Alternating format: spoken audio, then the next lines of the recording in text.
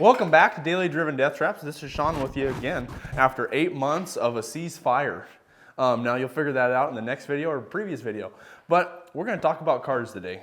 We're going to talk about cars that have died, have lost their lives, and have sadly went on to new owners that are going to be better than us. And cars that are trying to be reborn. Yep, and cars that are still trying to be reborn after that same, yeah. We're just gonna dive right into her. If you're new to the channel, thanks for coming out. Thanks for taking a look at what we've accomplished and what we sold and what we're doing. First off, this is brand new to the channel. This is brand new to me. Not really a couple months ago, but it is something that I'm not gonna say always wanted. I had a wild hair at my butt one time and I said, I want a Bronco, and guess what? Bought a Bronco. This is a very rough, it's a very rough Bronco, but it is a Bronco. Now this isn't the years everybody wants. A lot of people want these full-size 1990s right now. They have gone through the roof. I'm telling you, some of the nice ones go for 30 grand. Just an OBS ugly Bronco. It's basically an ugly Bronco as well, but still. I like the 70s, the 78 and 79. This is an 85. Now I kind of settled because I couldn't afford either or, so I just bought the cheapest one possible. We picked this one up for 2,500 bucks. Now maybe it was 35. I hope it was 25. So the benefits of this rig, has brand new 35s on it, some sweet Pro Comp wheels. Has a V8 in it. It was an inline six. And then the main reason I bought it. If you look right there in the center console, there's two sticks there. Yep. So she is a 5-speed manual Bronco. Not 5-speed. I don't remember. I've only driven it one time. No, I'm just kidding. It's a 4-speed. So it's a 4-speed manual converted from a 306 Bronco. So this engine is actually out of the same era Mustang. So it's out of an 85 Mustang 302. So I don't know. I don't think it's hopped up at all. Don't have much grunt to her. She's a little low geared, but so it's a 5.0. It is 5.0. Yep, it's a 5.0. So it's a blast to drive around. Have not got to off-road it yet.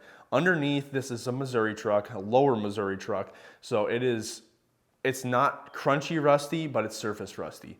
That being said, the body is, somebody just sprayed gray primer on it, and the body is very mediocre. Now, it's not that bad. It's not terrible. Now, if some of our audience might watch the Mr. Junkyard Digs, who's also in Iowa as well, just like us, Mr. Kevin, I've known Kevin for a little bit.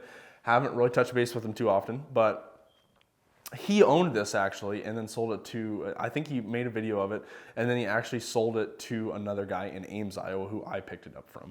So this Bronco has been around the YouTube community, but it hasn't been, And now we're going to jump it. And now we're going to jump it off a fucking cliff. But no, I do plan on, there's a couple plans for it.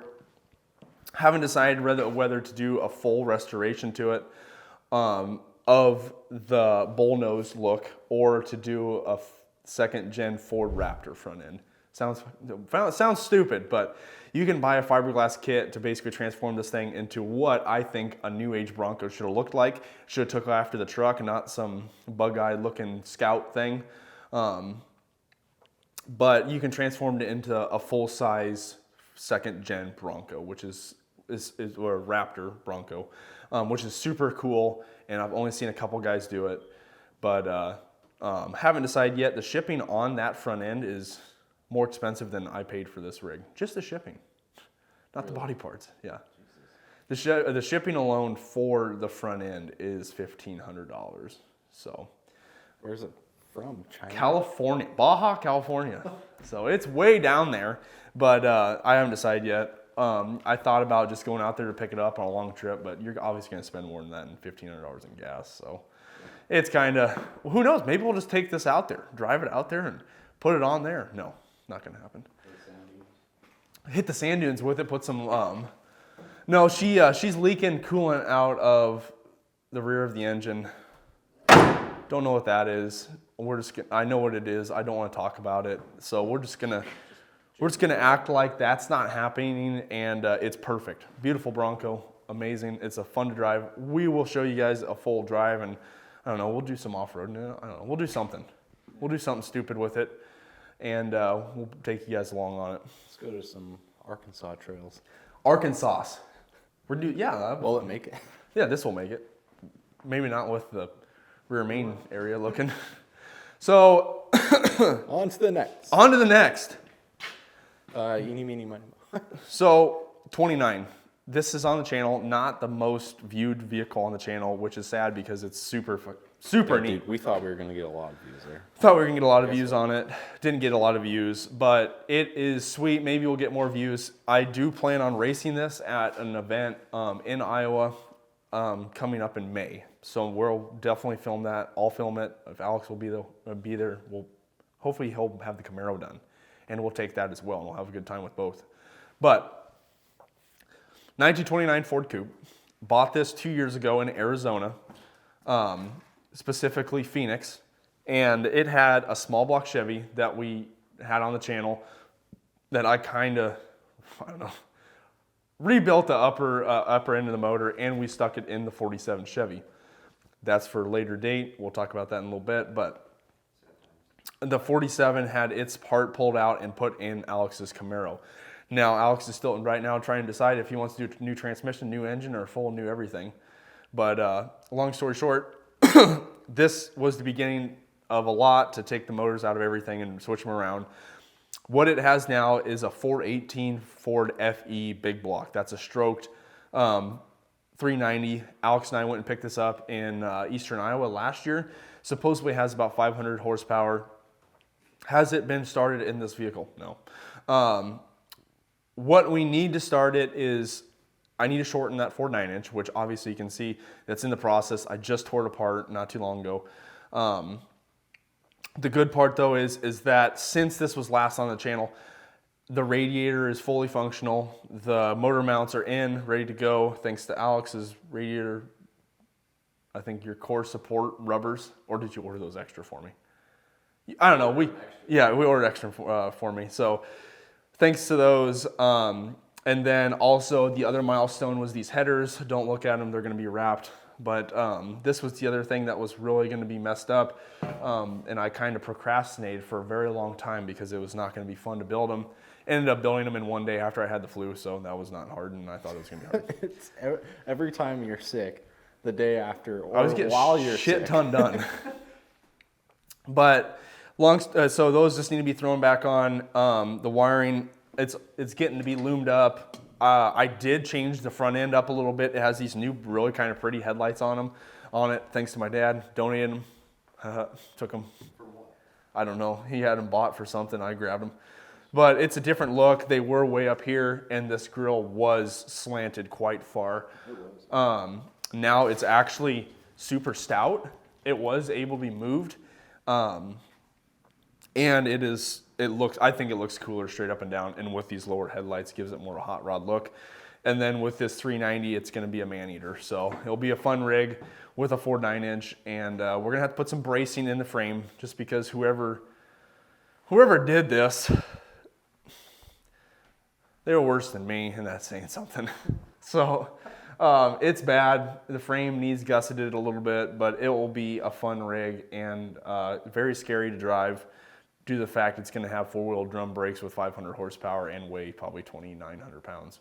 So that is in the books for this year, and you'll definitely see that because don't have much else to drive except for the one behind me. So can you even take it to whatever you're Torque Fest on going to? Oh, okay. Yeah, I'll go. I thought you said, so. We'll take it anywhere. Well, I mean, will they let you? What do you mean? You don't have like a cage or something? Oh yeah, they don't need a cage. Okay. If we're drag racing it, yeah, we'd need a cage, but yeah, like at an actual track, but yeah, Torque Fest. Yeah, Torque Fest. We're just gonna do the dirty drags. That's a fun event. We haven't really ever filmed it. We gotta record that. So 29, that is in the books to be ready to go this year. Now this is probably going to be a like 2-part video because it's going to be very long, touching base on everything since we've been gone for a while. Next being is the Unibody. This is sad because this was our most popular vehicle on the channel, and it's looked like this now for 2 years. It had an issue way back when, which you can insert that or not. It blew 2 spark plugs out of the cylinder walls. Should have just helicoiled it, but I didn't. And I went to put this 2011 motor, which I bought the whole vehicle for, which you'll understand again later. And I put the engine from that in this, and the body harness doesn't work with the engine harness, and I cut the shit out of the body harness, which you'll understand again later. And now to change it all out, it would take me a very long time to take everything out of this truck and all that. So I've decided to go a completely different route than the Ford 4.6, just because this truck is sweet, and everybody can agree with that. It needs something that's going to make it different like it already is. So it will either get a Coyote Mustang engine or it will get a 7.3 Godzilla. Godzilla. I haven't decided yet, mostly because that's a lot of money. And it would probably be easier for me to grab a first gen Coyote, because they're going for like $5,500 for engine trans. So, or get something that's wrecked. That's exactly what I'm buying. What was did your bid get outbid? Yeah, I got outbid. So I was trying to buy another Mustang and I got outbid. But I'll probably end up buying an F-150 donor that's wrecked in the back, 2-wheel drive, and then I'll just throw all of it in this. That way, if I'm changing all the wiring out in it, then I can at least feel like I'm doing something to better it, rather than put another 215 horsepower boat anchor in it. That's not even worth $500. So Unibody it's in the books.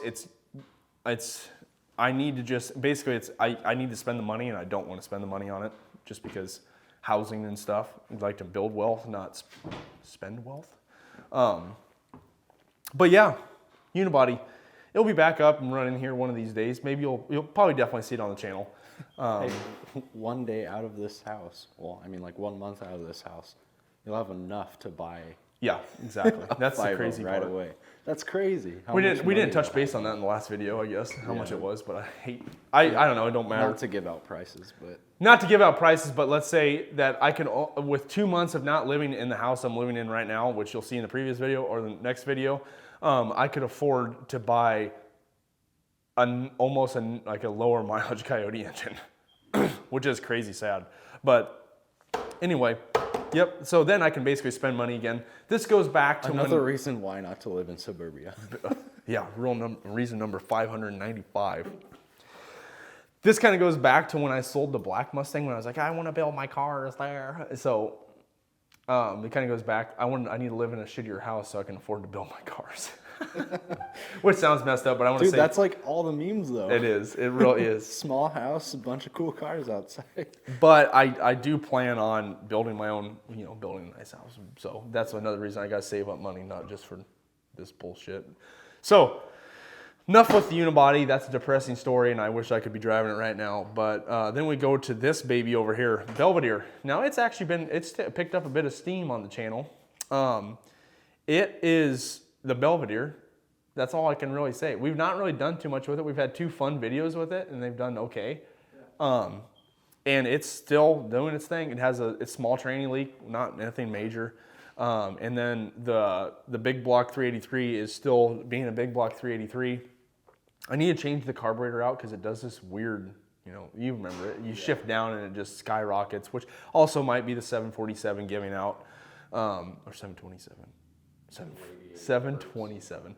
And then it also gets hot really easy, which might just be, again, that 383 might just need flushed because the water that was coming out of it, I was having issues. This car was off. It was sitting by itself because I didn't want to buy a radiator. That was $100 for the longest time because I messed up the other one.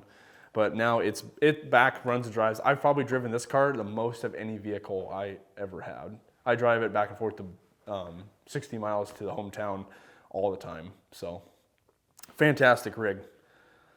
Alex even put the seats in. And the rear bumper that's loose.